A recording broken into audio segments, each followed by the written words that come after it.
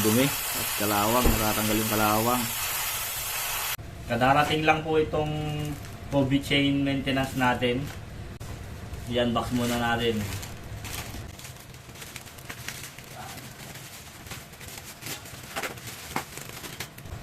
Galing po ito sa Shopee sa halagang 275 sa shop na Bicol Speed Motor Corp. Galing pa to sa Albay. Ito na po siya. Tingnan natin kung ano ang nasa loob. Ito yung cleaning agents.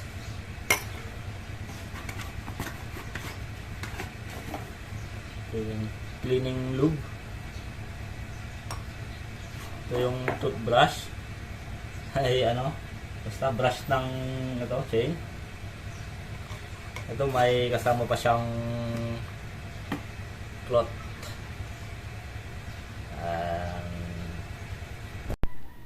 Ito na ang Kobe chain maintenance. Sa mga di nakakaalam, ito ay nagtatanggal ng dumi, kalawang at iba pang dumidikit sa kadena, at yung chain lobe niya ay langis na nakakatulong upang di masyado magkiskisan ang kadena at sprocket, na makakatulong upang tumagal at iwas putol ang ating kadena. Okay, umpisahan na natin. Konting review lang. Pag dry kasi tong chain at saka tong sprocket, mas madaling mapudpud.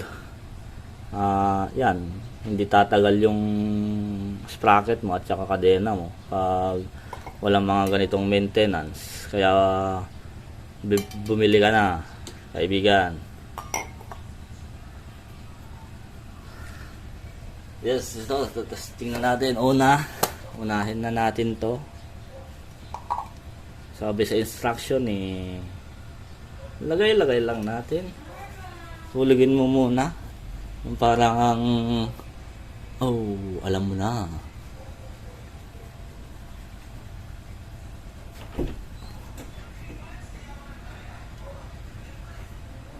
First supply.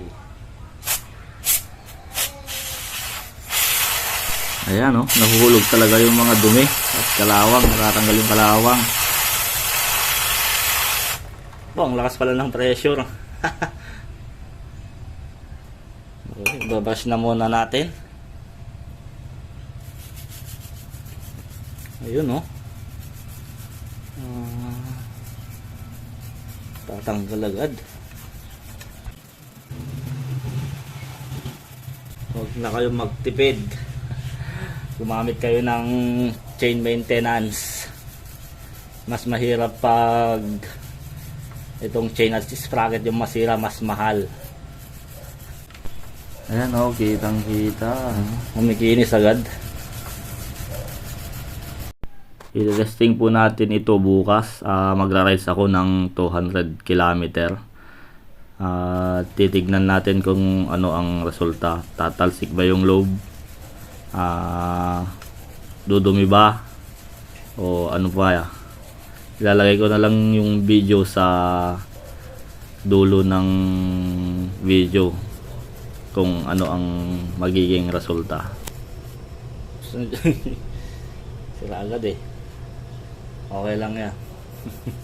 Madami pa tayong toothbrush dun, mga lumang toothbrush. Ulitin ko mas magandang bumili na kayo ng maintenance kit kesa sa magpalit pa kayo ng sprocket at saka kadena. Mas madali kasing masira pag wala siyang oil at pag parating madumi. Siyempre may mga batong na dito, ikikis-kis o mga rust. Nagkakaroon yan ng rust.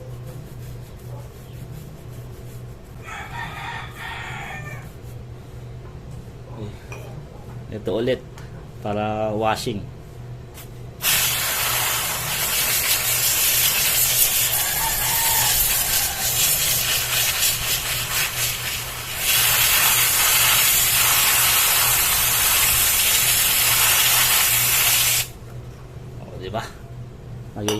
Makikita mo na oh. Kinis-kinis agad.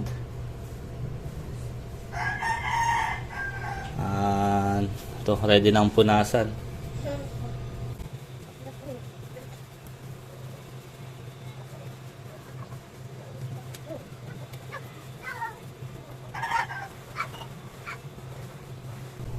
Ingat-ingat lang po sa paglilinis ng kadena, no? Minsan may mga naiipit dito.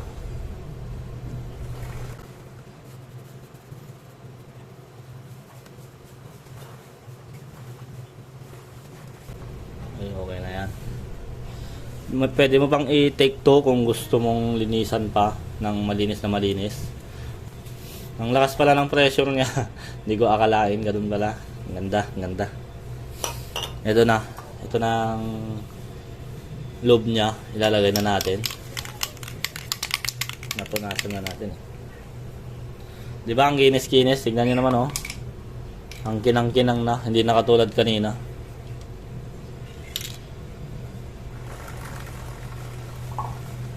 Tingnan nyo naman sa baba oh, ang itim-itim. Yan, natanggal lahat ng dumi. Sulit, okay.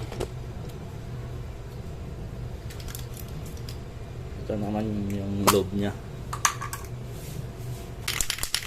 Ganun din kaya ito. Malakas din yung pressure. Last time ko kasing gumamit nito. Dati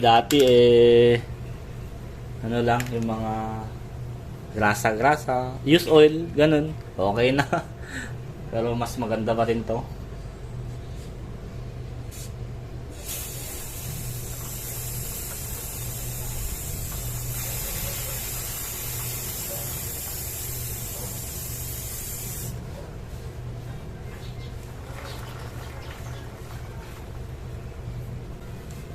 Ayan o, tanggal yung ingay.